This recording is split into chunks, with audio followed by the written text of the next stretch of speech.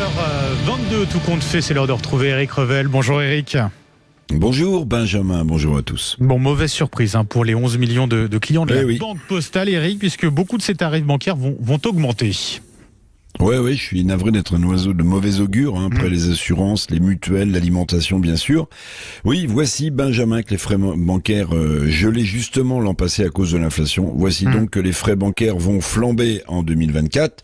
Donc le top départ va être donné par la Banque Postale, qui est une banque populaire par excellence, qui est l'une des moins chères du marché. Certains de ces frais bancaires à la Banque Postale vont augmenter de 2 à 100%. Oui, j'ai bien dit ça. Donc vous voyez, c'est quand même considérable. Quelles sont les hausses principales, Eric, des tarifs bancaires donc à la Banque Postale ?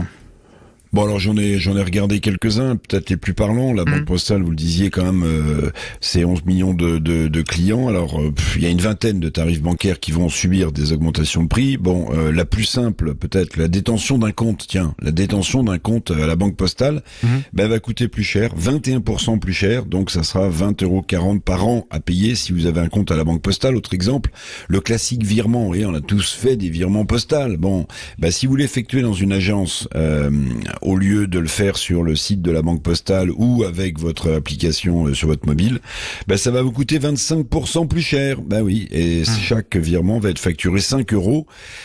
Augmentation aussi des dossiers de crédit immobilier, augmentation des frais de succession à la Banque Postale. Jusqu'à présent, il y avait un maximum de 500 €.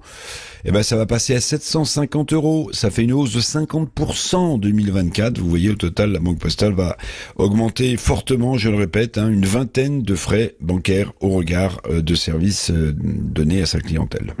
Ces hausses de tarifs bancaires parfois conséquentes, vous l'avez dit à l'instant Eric, est-ce qu'elles sont spécifiques à la Banque Postale ou est-ce qu'on doit s'attendre à des hausses comparables dans d'autres banques ? C'est la question. Alors certes, la situation de la Banque Postale est spécifique en ce moment, avec la hausse des taux. Il faut dire que les crédits immobiliers pèsent beaucoup sur la Banque Postale. Il y a aussi la hausse de la rémunération du livret A à 3%.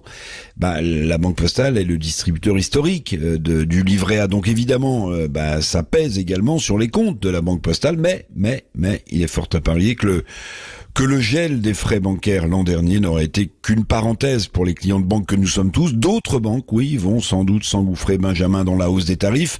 Les consommateurs, évidemment, vont passer à la caisse. C'est pas rien quand même pour les publics vulnérables, pour les associations, pour les clients historiques de cette banque citoyenne, la Banque Postale.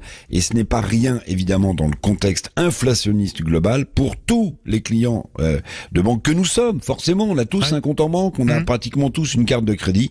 C'est pas rien de devoir allonger de nouveau de l'argent pour payer ses services. Oui, on passe de nouveau à la caisse. Merci beaucoup, Eric Revel, pour ces précisions. Tout compte fait, on vous retrouve aux alentours de 8h15 pour débattre de l'actualité avec Arlette Chabot.